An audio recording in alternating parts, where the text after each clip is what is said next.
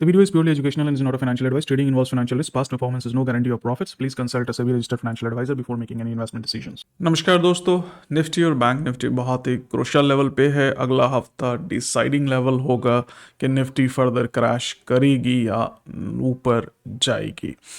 दूसरा, एफआईआई रुकने का नाम नहीं ले रहे हैं। 3,02,000 करोड़ की सेलिंग 2024 में करी थी। इस साल 2,91,000 करोड़ की सेलिंग वो ऑलरेडी कर चुके हैं।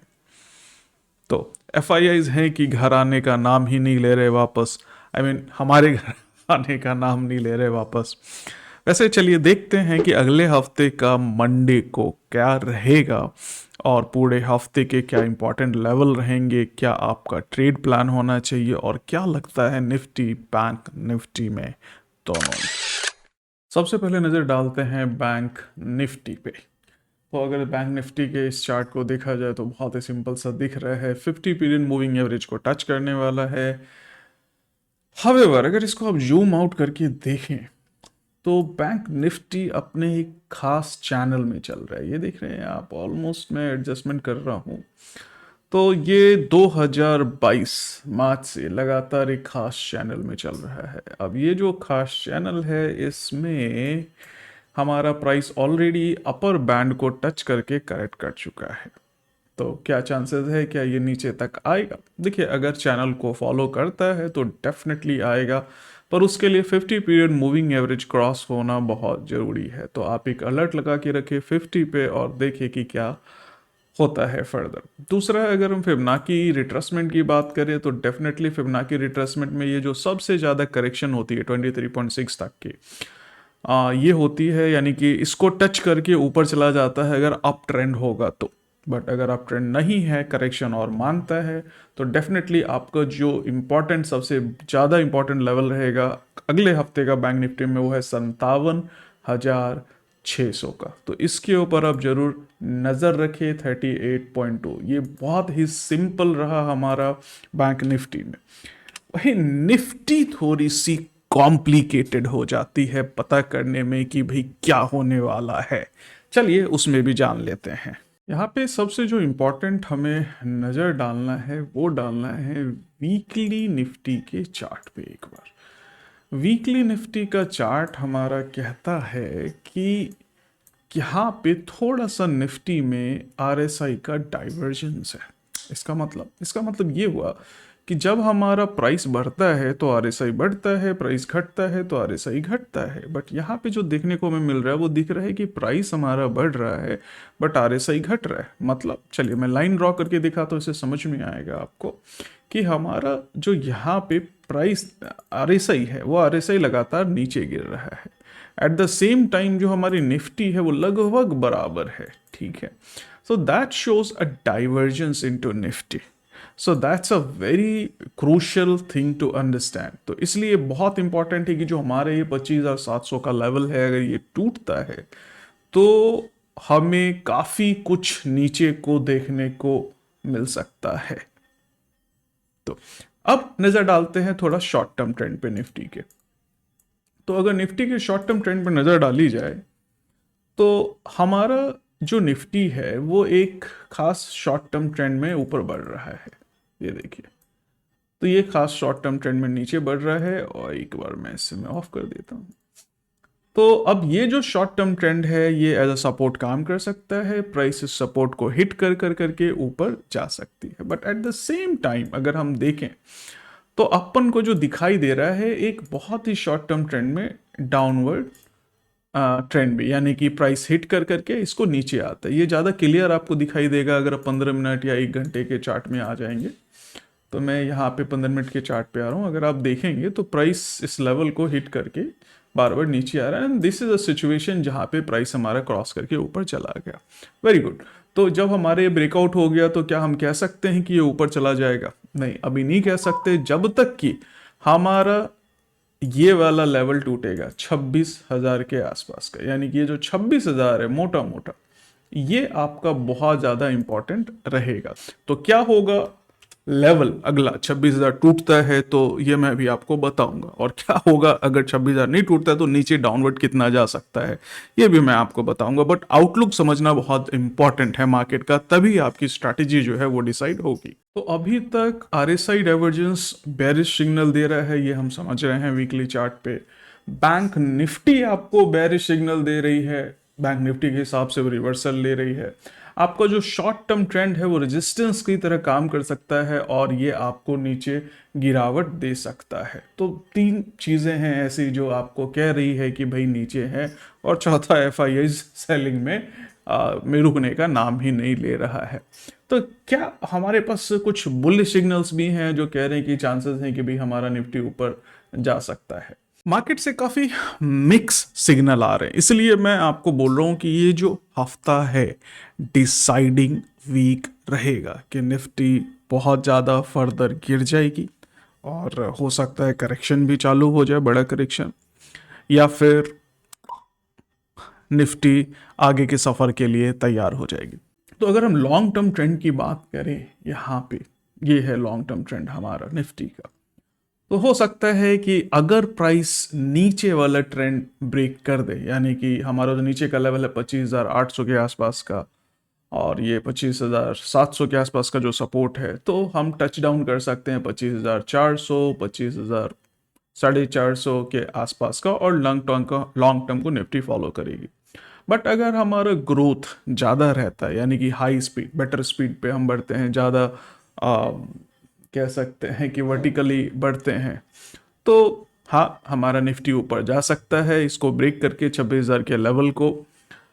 एट द सेम टाइम इस सिचुएशन में अगर शॉर्ट टर्म आउटलुक देखें हम, तो एक बहुत अच्छा क्रूशियल सिग्नल है 50 पीरियड मूविंग एवरेज का। प्राइस हमारा 50 पीरियड मूविंग एवरेज को टच करके ऊपर गया है, और एक स्ट्रैटेजी होती है, इसको हम बोलते हैं पुल बैक स्ट्रैटेजी, यानी कि प्राइस हमारा 50 के नीचे आ जाता है, फिर हमें कंफर्मेशन कैंडल मिलती है, ग्रीन ऊपर चला जाता है।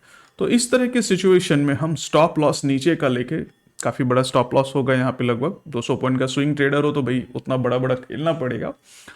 तो 50 पीरियड में हमारा प्राइस जो है हमारा लगभग नीचे, परसेंटेज में अगर हम देखें तो एंट्री हमारी यहाँ होती है, तो स्टॉप लॉस हमारा है 0.91% का, 1% से छोटा स्टॉप लॉस है ना। तो हमारा स्टॉप लॉस होता है मूविंग एवरेज के जो ब्रेकआउट वाली कैंडल है इसके नीचे थोड़ा सा, और हमारा कंफर्मेशन है तो हम यहाँ पे बाइंग कर सकते हैं, and then we can have at least 1:3 का रिस्क रिवॉर्ड रेशियो। तो जितना हमारा यहाँ पे स्टॉप लॉस है उसका लगभग 3 गुना हमारा प्रोजेक्शन हो सकता है प्रॉफिट का। तो ये हमारा स्टॉप लॉस है, 3 गुना हम लोग माने तो लगभग, या बहुत ज़्यादा हो जाता है, 2 टाइम्स का भी टारगेट लोगे तो दैट गोज टू 26,400 के आसपास। तो हमारे पास जो एक सबसे मीठा सबसे प्यारा सिग्नल है वो 50 पीरियड एसएमए ब्रेकआउट का ही है, पुल आउट स्ट्रैटेजी है ये, इसको हम बोलते हैं कि प्राइस नीचे आके फिर से आपका ऊपर चला जाता है। तो that's a very good trading strategy. So this is a very good bullish signal भी है। दूसरा, अपन को ये जो शॉर्ट टर्म ट्रेंड लाइन है इसका सपोर्ट भी है, तो ये हमारा बुलिश सिग्नल है। आप बोलोगे आपने तो कंफ्यूज कर दिया है कि भाई आपने बता दिया कि बेरिश ये सिग्नल कह रहा है, बुलिश ये कह रहा है, तो आखिर जाएगा कहाँ निफ्टी। देखिए हमेशा कंडीशंस अटैच्ड होती है निफ्टी में, हमें ये देखना होता है कि सर्टेन लेवल जहाँ पे रेजिस्टेंस है, अगर प्राइस उसको ब्रेक करता है तभी चांसेस है प्राइस के फर्दर ऊपर जाने के। तो इसलिए हमें दोनों पॉसिबिलिटी को कंसिडर करके चलना पड़ता है कि अभी ऊपर जाएगा, हिट होगा तो हम ये करेंगे, अगर नीचे हिट हुआ सपोर्ट पे तो हम ये करेंगे। इसलिए मैंने आपको दोनों आउटलुक दिया। बट ओवरऑल अगर हम मूड की बात करें, यानी कि मार्केट के ब्रेथ की, ठीक है, तो वो हम समझेंगे अभी तुरंत। तो मार्केट की ब्रेथ पता चलती है कम हीट मैप से। हीट मैप ज़्यादातर लोग इग्नोर करते हैं बट बहुत ही काम का होता है। तो मैं मार्केट कैपिटलाइजेशन के हिसाब से अगर शॉर्ट करूं और देखा जाए तो जो हैवी वेट्स हैं जितने भी, ये सब ग्रीन रहे हैं मोस्टली ऑन फ्राइडे, है कि नहीं। और एक दो कंपनी है जो कि बहुत ही रेड में रही है। ओवरऑल हमारा फ्राइडे जो था वो हमारा ग्रीन था। और अगर हम टर्नओवर के हिसाब से बात करें तो इसमें काफ़ी ज़्यादा ट्रेडिंग देखने को मिल रही है, और ये कुछ एक स्टॉक से इसमें ट्रेडिंग बहुत ज़्यादा देखने को मिल रही है टर्नओवर के हिसाब से, बट ओवरऑल ग्रीन रहा।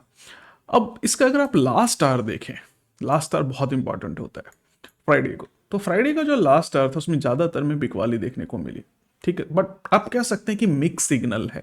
ग्रे ग्रे का मतलब है कि या तो बिकवाली है या थोड़ा बहुत पॉजिटिव है। तो it was little bit of a mix signal on let's say last hour. Indigo में काफ़ी ज़्यादा बिकवाली देखने को मिली लास्ट आवर में। तो जो लास्ट आवर होता है फ्राइडे का, ये भी बहुत ज़्यादा मूड तय करता है हमारा मंडे का ट्रेड का। एट द अदर एंड अगर हम देखें ओवरऑल निफ्टी के 500 स्टॉक्स की परफॉर्मेंस, तो ये हमारा 500 स्टॉक है। तो काफ़ी मिक्स काइंड ऑफ हमें ट्रेड यहाँ देखने को मिली, यानी कि हमें कुछ भी डायरेक्शनल देखने को नहीं मिल रहा है। तो मैं टर्नओवर के हिसाब से भी कर देता हूँ, 500 स्टॉक्स में सबसे ज़्यादा टर्न ऑब्वियसली इंडिगो में रहा। बट वीकली परफॉर्मेंस भी हमारा काफ़ी मिक्स सा रहा पिछले हफ्ते का, यानी कि मार्केट रेंज बाउंड कह सकते हैं, रह सकती है। मार्केट में बहुत ज़्यादा बुलिश काइंड ऑफ मोमेंटम या सिनारियो देखने को नहीं मिल रहा है, सेंटिमेंट देखने को नहीं मिल रहा है। एफआई डेटा की बात करें तो कैश मार्केट प्रोविजनल डेटा के हिसाब से एफआई पिछले 3 दिनों से 19, 18, 17 को पॉजिटिव रहा है। तीनों दिन इसने खरीदारी करी है और मार्केट हमारा थोड़ा पॉजिटिव रहा है। वहीं डीआईज की बात करें तो ऑब्वियसली ये कहीं सेलिंग कर ही नहीं रही है, तो सिंपल बोल रहे हैं भैया 2 पैसे हम खरीदते जा रहे हैं, 2 पैसे चाहे सस्ता हो महंगा हो हम तो डालते जाएंगे, क्योंकि म्यूचुअल फंड से आपसे पैसा लेना रोक तो सकते नहीं है SIPs वगैरह। हवेवर क्या ये फर्दर कैरी करेगा? ठीक है, तो ऐसा पहले भी हुआ है कि 2-3 दिन हमारा जो है ग्रीन रहा है, ऐसा नहीं है। तो मंडे का FIIs का मूड कैसा रहता है, ये बहुत ज़्यादा मार्केट की दिशा को तय करेगा। अगर हम कैश मार्केट प्रोविजनल डेटा की बात करें एनुअल बेसिस पे, तो ये बहुत ही खतरनाक रहा है। और सॉरी, ईयरली बेसिस पे तो हमारा जो FIIs है वो पिछले 5 सालों से लगातार सेलिंग कर रही है। और जैसा कि मैंने शुरू में कहा था, लगभग 2,91,000 करोड़ की सेलिंग हो चुकी है ऑलरेडी। DIIs वहीं पे लगातार SIPs बढ़ रही हैं। और आप देख सकते हैं कि जो SIP 94,000 के आसपास करोड़ के आसपास म्यूचुअल फंड्स वगैरह इन्वेस्टमेंट कर रहे थे मार्केट में, आज वो 7,60,000 करोड़ हो गए। तो ये एक बहुत बड़ा रीज़न है कि मार्केट नहीं गिर रही है आपकी, बहुत बड़ा रीज़न है। तो even though the stocks are not, earnings are not up to the mark, earnings में हार्डली हमारा जो ग्रोथ है इस साल का, जो निफ्टी 50 कंपनीज का एवरेज ग्रोथ है, दैट इज अप्रॉक्सीमेटली 5 to 7%। तो बहुत शानदार ग्रोथ नहीं माना जा सकता सेल्स का। हावेवर ऐसा क्या है जो FIIs पिछले 5 सालों से लगातार भारत के बाजार से निकल रही है? तो जो मंडे को सबसे इंपॉर्टेंट लेवल होगा देखने के लिए वो है 26,000 का। तो मार्केट खुलते ही 26,000 को अगर तोड़ती है तो जो हमारा 26,050 का है, यहीं पे इमीडिएटली हर्डल मिल जाएगा, यहीं पे ब्रेक मिल जाएगा। और इसको अगर तोड़ देता है तब तो फिर आपको कमिंग हफ्ते में आपको 26,200 आराम से मार्केट पहुंच जाएगी। और हो सकता है कि 26,300 का लेवल भी टच कर दे। तो जो इंपॉर्टेंट देखने लायक सीन होगा वो होगा 26,000 से 26,050 के बीच का। इन केस अगर ये 26,000 को टच कर करके हो सकता है मार्केट खुले थोड़ा सा टच कर करके नीचे आ जाती है, तो जो हमारा नीचे का लेवल होगा मंडे का 25,850 का हो सकता है। और जो दूसरा टारगेट होगा वो 25,803 का भी हो सकता है। तो ये काफ़ी इंपॉर्टेंट रहेगा। तो अगर हम हफ्ते की बात करें तो 26,200 का लेवल अगर मंडे या ट्यूसडे को टूट जाता है तो हम फिर कमिंग वीक में 26,300 या 350 का टारगेट भी देख सकते हैं। वैसे इसके चांसेस बहुत कम हैं। और अगर नीचे का 25,800 का टूटता है तो हमें 25,700 के आसपास सपोर्ट मिल सकता है। बट फिर मुझे उम्मीद है कि मार्केट हमारा 25,450 जो है इसको भी टच कर सकता है। और ये बहुत ही थोड़ी सी ख़राब सिचुएशन होगी। तो दोस्तों हमने ओवरऑल निफ्टी के आउटलुक को समझा, होपफुली टेक्निकल चार्ट पे एनालिसिस कैसे करते हैं ये भी आपने समझा। बट अगर आपके बेसिक्स थोड़े से कमज़ोर हैं, आप चाहते हैं प्रोफेशनल लेवल पे सीखना, तो आप praveenkhaitan.com पे विज़िट करें। वहाँ पे काफ़ी अफोर्डेबल कोर्सेज हैं जिससे आप शुरुआत कर सकते हैं।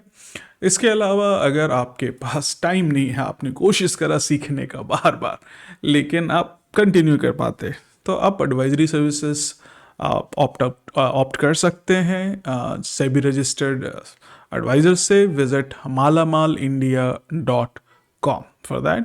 मिलते हैं अगले हफ्ते में फिर से gold, silver, Nifty, bank Nifty की एनालिसिस के साथ।